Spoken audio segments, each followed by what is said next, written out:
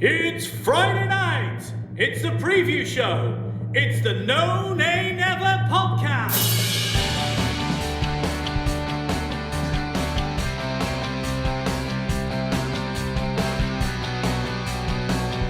Hello and welcome to the preview show brought to you by the No Nay Never podcast.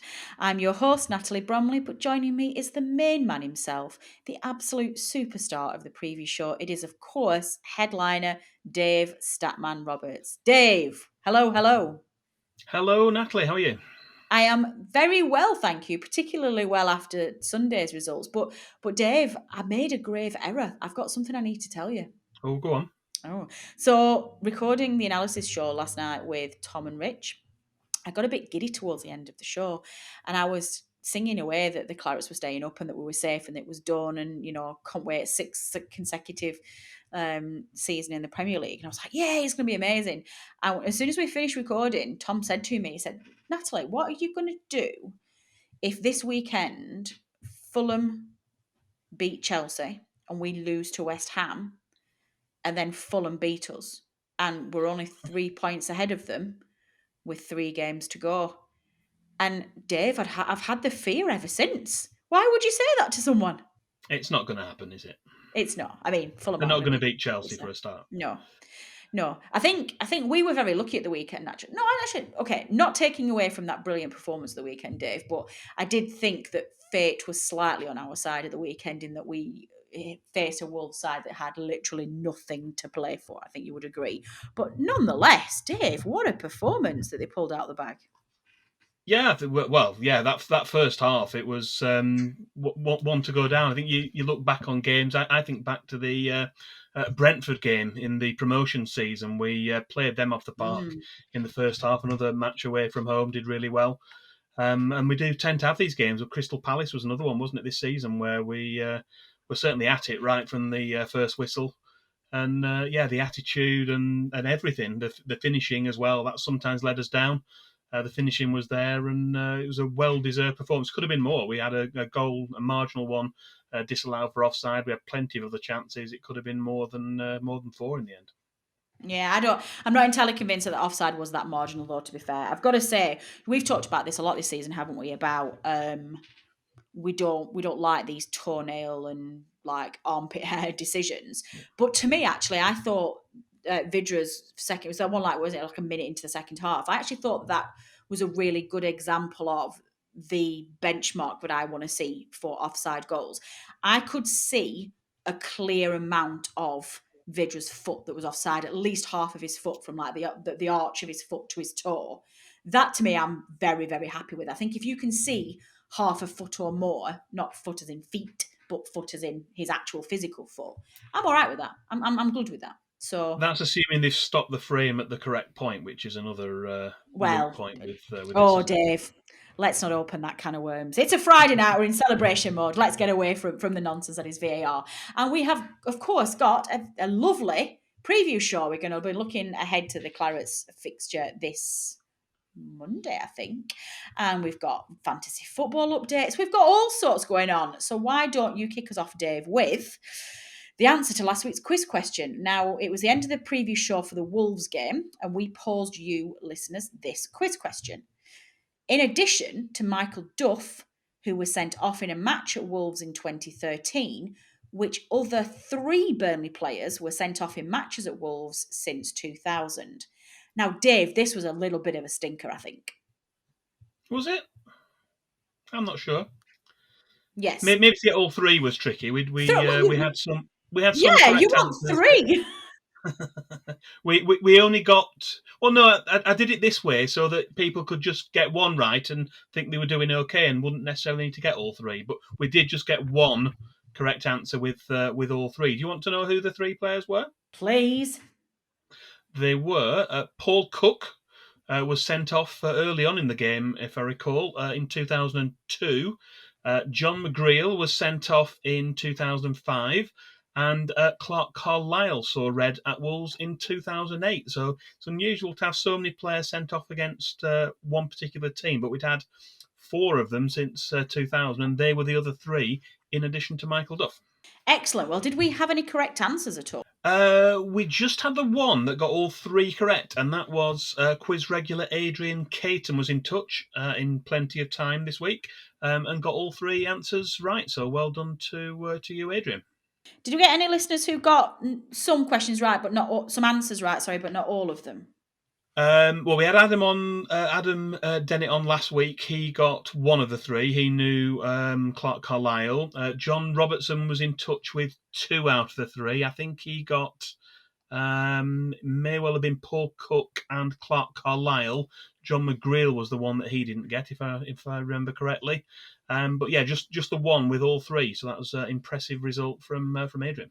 Excellent. Well, do stick around, listeners, because we're going to have another carefully curated quiz question at the end of the show. Dave, you put in some tongue carefully curated question, and I very nearly tripped over that. Then your little sneaky thing in there, putting stuff in the script. Yes, stay tuned, listeners, because we're going to close this show off with another quiz question for this week. Another 3-part quiz question. Oh, really, Dave? Yeah.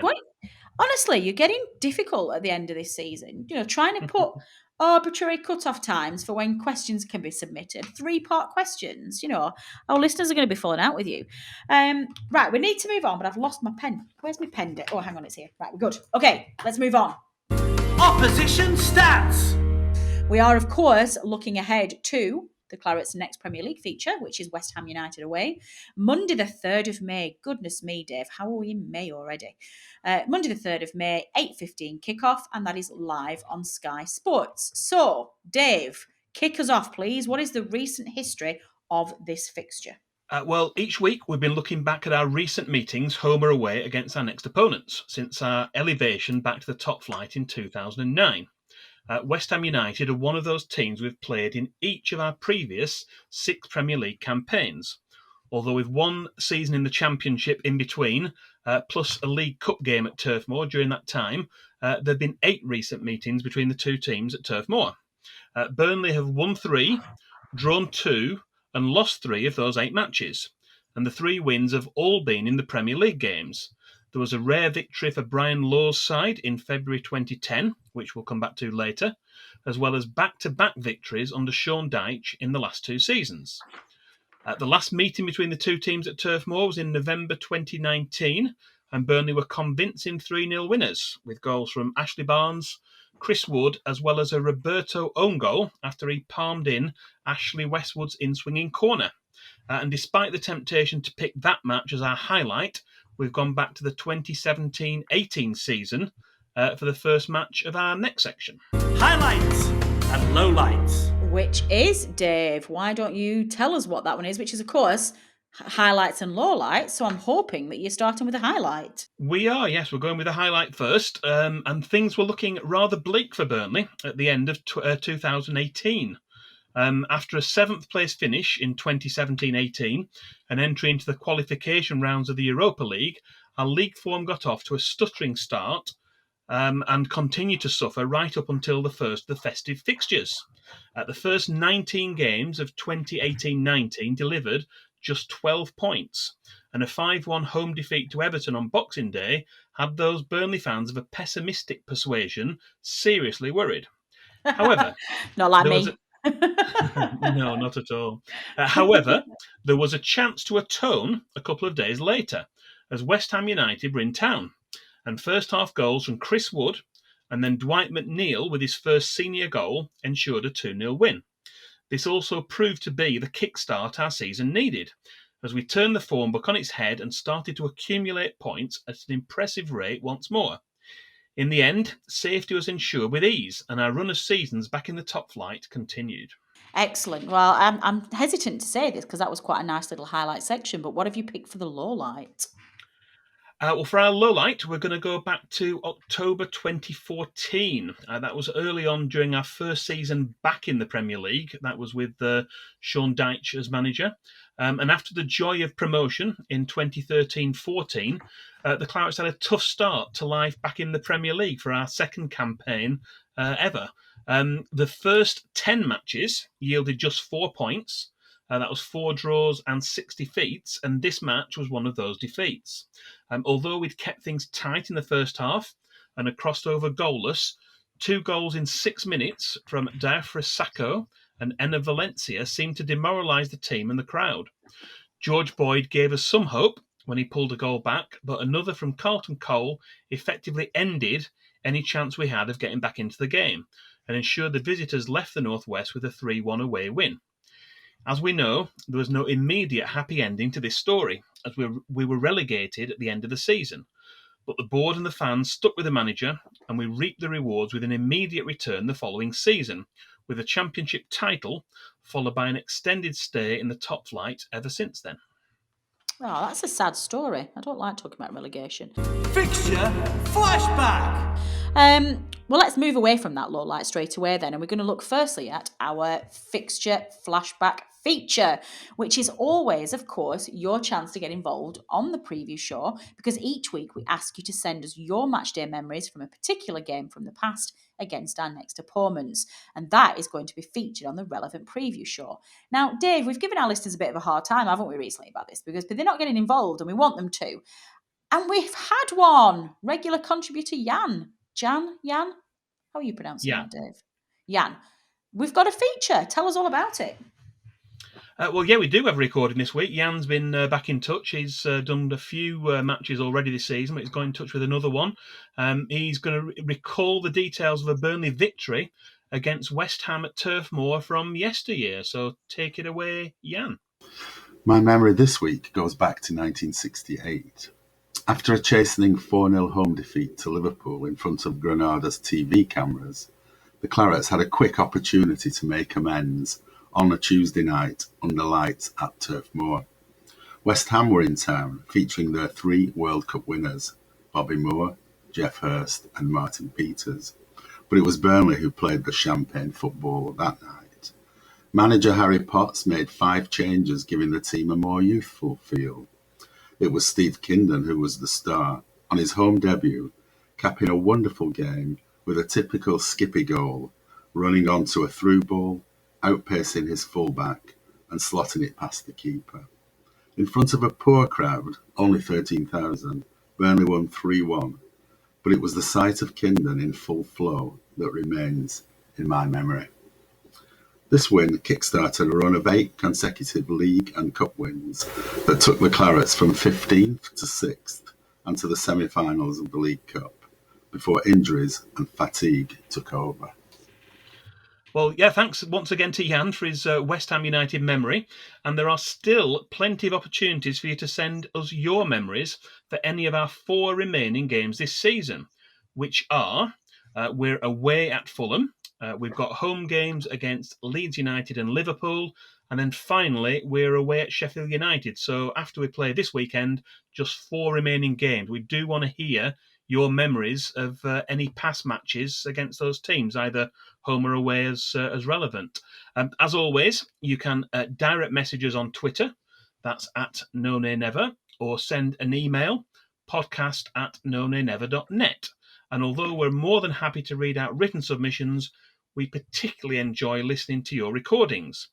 We have mentioned this before, but the easiest website to use to record your thoughts and send us an audio link is vockaroo.com. That's VOCAROO.com, which is totally free to use and no registration required. It's really simple. So we would like to hear from you if you've got any memories of those matches coming up. Surely Sheffield United is the one that everybody's got a memory from. Actually, are they allowed to send in playoff final ones for that? No, it's got to be from Sheffield United away, so there won't be very, very many good memories of Sheffield United away, although we have had a couple of Technically, though, Dave, we were away from home. We were, but I'm Are you not going to be a stickler for a rule here? My God. Do you know what? Listeners, we've created a beast. Dave is just getting very, very stickler for the rules here. I think we need to have a word. Let's get John Robertson on the case. Heroes and villains. Heroes and villains, please. Oh, I love this section so much, and I never look forward in the script to this one because I like it to be a surprise. So I have no idea what you've picked this week. So let's start with hero. Oh my God, you have gone rogue. No. This week's hero is a player who scored in his debut against West Ham United in a Burnley win at Turf Moor in February 2010. There weren't too many high points during the second half of the 2009-10 season. In fact, this was just one of 3 wins during the second half of the season. The other 2, that was away at Hull and then at home to Spurs on the last day of the season, were far too late to make a difference. The player in question, and our hero this week, is Danny Fox. He'd arrived from Celtic at the end of January as we look to bolster the squad for a season which has started to go off the rails after a relatively promising start. Burnley were attacking the B-hole end in the second half, and after a free kick was awarded on the edge of the box in front of the Bob Lord stand, Danny Fox sent a powerful curling shot past Rob Green and into the far top corner to add to the goal which David Nugent had scored earlier. Burnley eventually won the game 2-1, although for the rest of the season that was about as good as it got. Yeah, well, I say rogue. I've not forgiven Danny Fox. He was one of the snakes that ran away. And I put him in the villain for being a snake and running away. Who have you picked as a villain then, Dave? Well, our villain this week, compared to had to be. previous weeks, is a slightly more conventional choice than we had in our last episode anyway, and involves a West Ham player who picked up 2 yellow cards in 2 minutes. The match in question was a 1-1 draw in October 2017, and the player was Hammers striker Andy Carroll, who for careless and aggressive use of the elbow in 2 consecutive aerial challenges was quite rightly dismissed by referee Stuart Atwell. The sheer stupidity of repeating the offence just 2 minutes after picking up a first yellow card was staggering. If anything, the second incident was worse and could easily have been a straight red. Even his manager, Slaven Bilic, couldn't defend his player in his post-match interview. We do like to shine a light on a pantomime villain here on the No Nay Never preview show, and Andy Carroll certainly fits the bill on this occasion. It certainly does. It had to be Andy Carroll, didn't it? I don't think it was anybody else. So who's going to be taking charge front and centre at Sundays, Mondays, whatever day we play? Monday's game, Dave. Who's the referee? Well, if the name of the referee for Monday's match seems familiar, that's because it is. Anthony Taylor of Wythenshawe has been a familiar face this season. He was at Turf Moor as recently as the match against Newcastle United on the 11th of April. And we'll spare you another full run-through of his stats on this occasion, having reeled them off for you quite so recently. However, this will be his 5th Burnley match of this season, and we're yet to win one of them. So we'll be trying to reverse that trend on Monday. The video assistant referee is a man we've just mentioned, the one who was refereeing when Andy Carroll was sent off, and that's Stuart Atwell. Excellent. I've not said that for a while. I'm going to say it again. Excellent. Statman Dave's Stat of the Week. Well, we're not going to leave it there, Dave. I know we're not, because you like to treat our listeners, and there's only a few more chances for you to do this season. So why don't you delve deep into the pockets of Statman Dave and give your listeners your miscellaneous stat of the week? Well, for a change, rather than a West Ham-related stat of the week, I'm going to reel off some hat-trick stats, and that's in recognition of Chris Wood, who scored Burnley's 2nd Premier League-era hat-trick, although it was also our 81st top-flight hat-trick in 58 seasons at that level since 1888. Chris Wood was the first Burnley player to score a top-flight hat-trick away from home since Willie Irvine scored 3 in a 5-2 away win at Fulham in December 1965. The last Burnley player to score a first-half hat-trick was Gareth Taylor. That was in a home game against Watford in April 2003. Incredibly, Burnley trailed 4-5 at half-time in that match and ended up losing 4-7. Overall, Burnley players have scored 171 hat-tricks in competitive matches, a feat which has been achieved by 86 different players. We had to wait 1,576 days between Andre Gray's hat-trick against Sunderland, that was at Turf Moor on New Year's Eve 2016, and Chris Wood's last Sunday. So hopefully the wait for the next one won't be quite as long. And we also will have a hat-trick related quiz question for you at the end of the show, so stick around for that one. So that is the answer. Right leg, left leg, header. No. Oh, okay. So how are you feeling about Monday, Dave?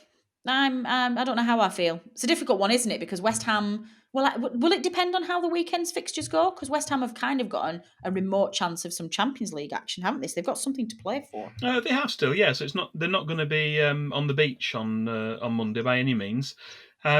they've had a really good season. They've done really well, surprised quite a lot of people. I don't think there were too many people at the start of the season who thought that they'd be up there as high as they have. But David Moyes has done a good job for them this season. They've excelled themselves and probably deserve to be where they are on the balance of the season. I think if you look at the league table at the end of the season, it very rarely lies. So they've done something right this season. So it's not going to be an easy prospect by any means.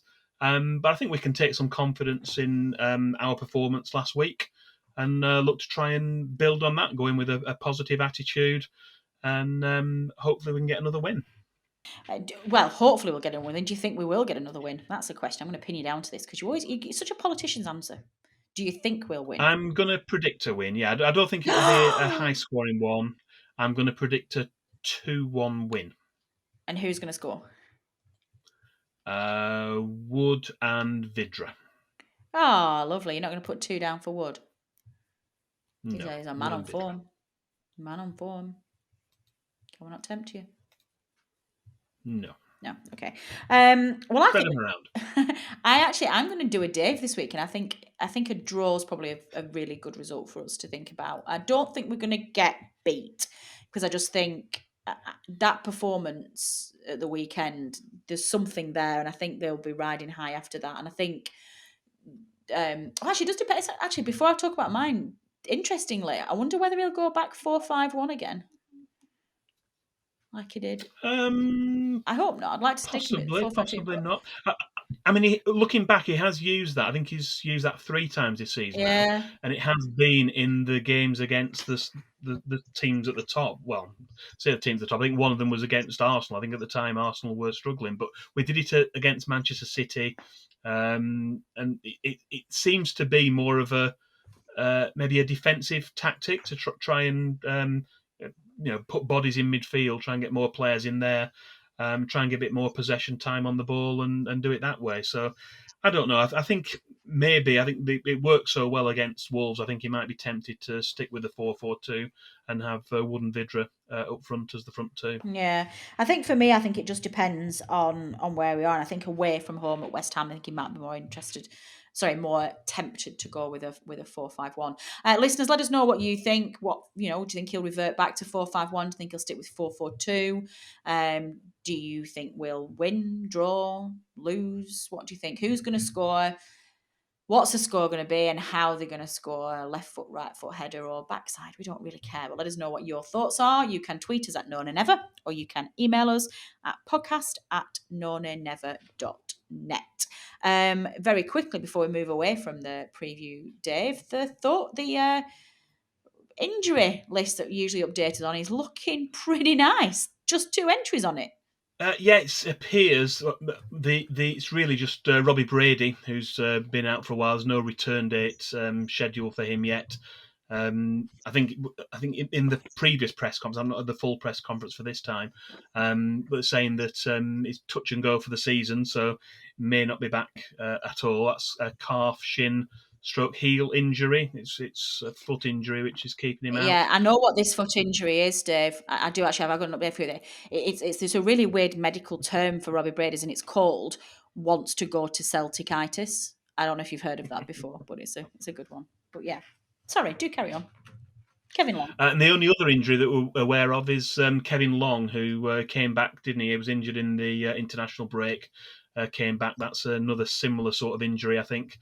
But I don't think there's too many worries about that with, certainly at the moment, Ben Mee and James Tarkowski, that partnership working really well for us at the moment. So we certainly don't have as many injury problems as most teams.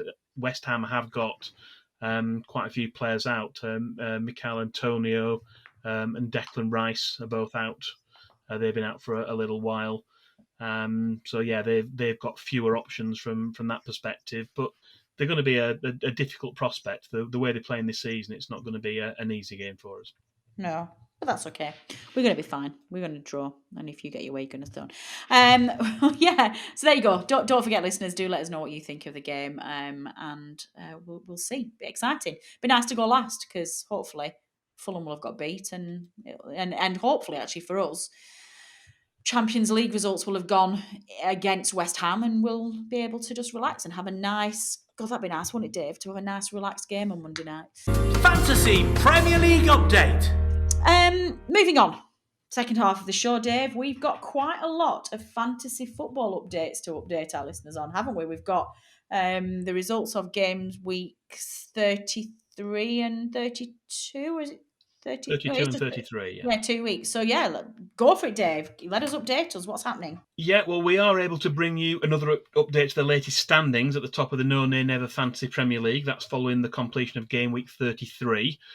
There are now 20 teams that have broken through the magic 2,000 points barrier, but we're going to focus our attentions on the latest top 10. And with 2 game weeks since our last update, there has been some movement, including another change at the top. Certainly since the last time we ran through the top 10. So we're going to do the top 10 now in reverse order. We've got in 10th position, that's down, is Steve Holden. We've got LEH is up to 9th. Andrew Smith up to 8th. Charlie Binns is down to 7th place. In 6th place is a climber, that's Joseph Golby. Then we've got 3 non-movers. We've got Ursay, we've got Gary Proctor, and Chris Stanworth in 5th, 4th, and 3rd positions, respectively. And then at the top, we've got another change. We've got Adam Dennett, who we had on our last preview show, Do or Dyche. His team is now down to 2nd place, and he's been overtaken by Sean Danaher. His Gotham FC is out in front by 15 points at the top. He's leading the table 15 points ahead with just 5 game weeks to go. That's exciting. I've got to say, I know he's obviously dropped a place this week, so it's the preview show curse, but I really enjoyed Adam's segments last week. I thought he was really knowledgeable, and I could have talked to him for hours about, like the tactics he adopts, and it was really nice listening to somebody who's so into the fantasy football and considers it a really good hobby, even though he was a bit... Including tearing your team apart. He was a little bit rude about my team, wasn't he, really? I think I was being a little bit polite when he was on the show, because I was like, oh, he's our guest and he's given up the time to come on the show. And then when producer Matt tweeted out what I said, I was like, oh, yeah, actually, hang on a minute, Adam Dennett. I'll get him back, because next season, when I win the whole thing, because I'm going to be brilliant, then who's going to be laughing then, Dave? And speaking of which, how are we doing? How are we doing indeed? Yes, well, you are hovering around a similar position to what you were before. You're in 223rd position with 1,428 points cumulative to date. And I'm pretty much where I was. I'm 132nd position with 1,756 points. So just 328 points ahead of you. So I'm wondering, with 5 game weeks to go, are you finally going to concede that you're not going to catch me up? Not until it's mathematically impossible. I'm still got a chance. We'll see. Still got a chance. Richard Steele, he continues to lead the way in our podcasters mini league, and is also in 87th place with 1,838 points in the overall No Nay Never Fantasy Premier League table. And then we've come on to our kings. You want to hear the best players from the last 2 game weeks? Of course I do. Hit us. Okay, we have got, first of all, for game week 32, it looks like we have a 3-5-2 formation. We had Sanchez in goal. We had 3 defenders who were Evans and Castagna. We had 2 Leicester players in the defence, as well as Llorente of Leeds. We had a midfield 5 of Sigurdsson, Greenwood, Son, Bernardo Silva, and Richie of Newcastle, and a front 2 of 2 England players, Kane and Vardy up front for game week 32. And the highest scoring player was, I think, Sigurdsson had. Well, there's actually a few players with 15, so it's joint on there. Sigurdsson, Greenwood, and Evans all had 15 points. And then for game week 33, it might not surprise you too much. There's a Burnley presence in there. We've got, again for this one, we've got 4... it had to be, didn't it? 4-4-2 formation. We had Ramsdale, Sheffield United in goal. I don't think that's happened too many times this season. We had defence of Chilwell, Godfrey, Castagna again, and Wan-Bissaka. We had two Burnley midfielders in the midfield four. We had Dwight McNeil and Ashley Westwood were joined by Pereira of West Brom and El Ghazi of Aston Villa.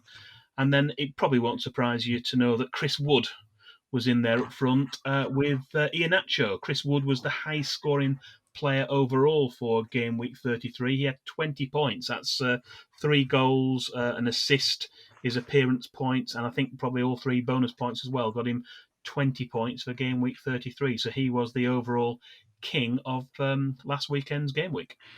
Excellent. Well, moving on away from the actual points themselves, Dave, the second part of our Fantasy Premier League update is your opposition 3 to watch, which is a nice, clever little twist on the player to watch, because you pick 3 players who we need to keep an eye out for in our next game, but purely based on their Fantasy Premier League points. So, who's this week?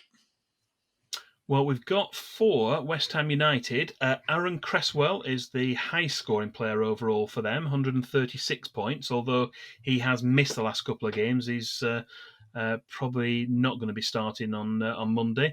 In second place with 131 points is Thomas Souček, doing very well from midfield, getting plenty of points, and also Jared Bowen, 129, just behind. I think for this week, it might just be worthwhile as having a quick refresh of Burnley's top 3 FPL point scorers so far this season, and they are out in front is Nick Pope with 136.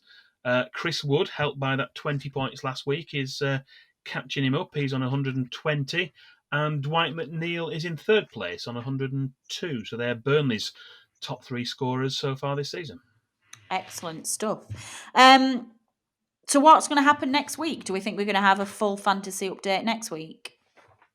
I think we're all right. Yeah, as it stands, we should be okay to bring a regular league rundown as well as recapping the Kings of Game Week update. That's the next time we record the preview show, which will be for the away game at against Fulham at Craven Cottage. So it does change sometimes. They get extra fixtures shoehorned in, but as it stands at the moment, I don't think there are any late midweek fixtures, so we should be fine to do a proper update next week as well. Good stuff.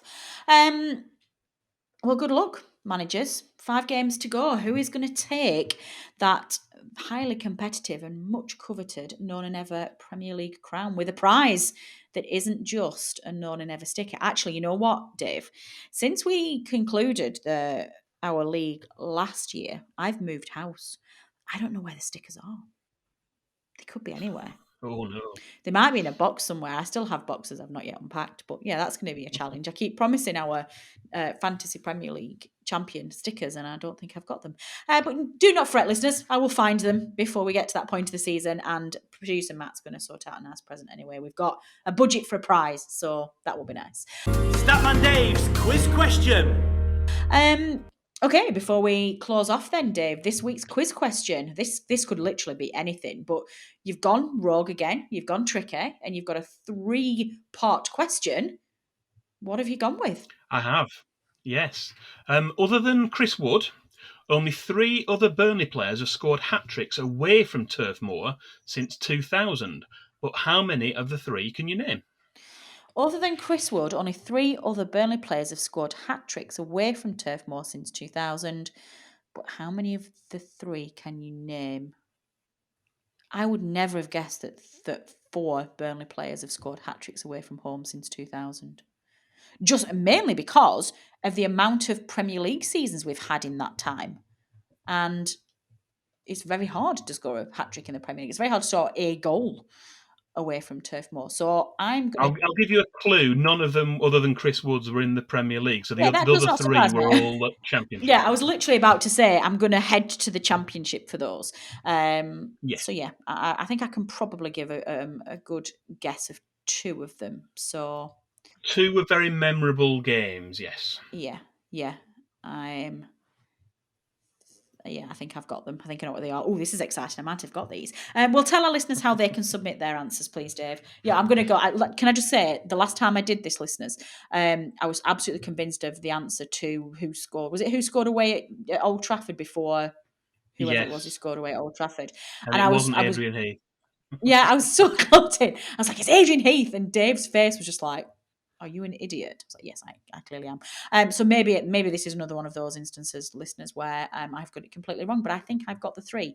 So why don't you, sorry, I interrupted you then, Dave. Tell our listeners how they can submit their answers. Yes, you can tweet us or send a direct message on Twitter. That's at No Nay Never. You can email us, podcast@nonaynever.net, or you can also reply on the post that will go up for the preview show on the No Nay Never Facebook page or on YouTube. And as always, we'll reveal the correct answer at the start of the next preview show.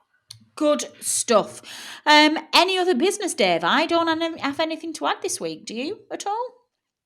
No, I think we're still waiting for fixtures. We know that the Fulham game was changed to Monday. We know the Leeds game is going to be changed because they won't possibly play it on the Tuesday. And we're possibly thinking the Liverpool match is going to change as well. But I suspect it might be maybe next week when they announce the dates for those two. Good stuff. Well, that is therefore then all we have time for this week, listeners. My thanks as ever to everybody who contributed to this week's preview show. To regular contributor Jan for yet another fantastic match day memory. Turf Moor Stadium announcer Dominic Walker for his specially recorded preview show announcements.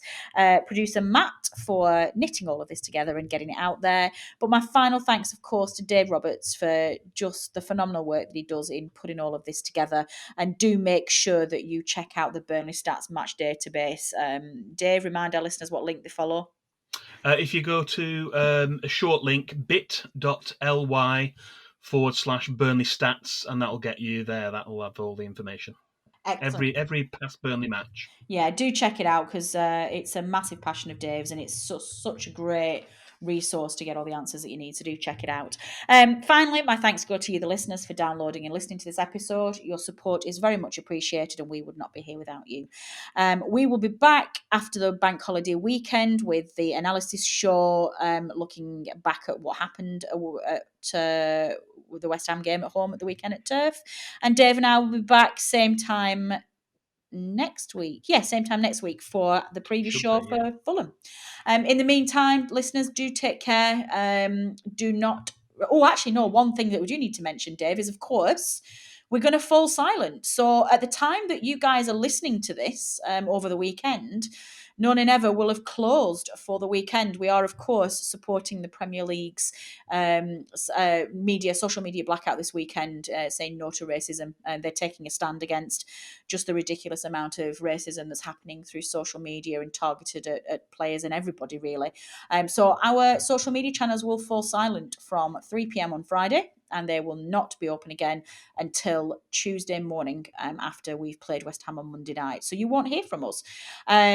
It's a great cause. How much good it does, I don't know, but it's a start. It's a start, and we're never going to fix this problem overnight. So, if you don't want to take part just because you don't think it'll do any good, then I would encourage you to have a rethink because, from little acorns grow big trees. So let's try and see if we can at least make a start on this.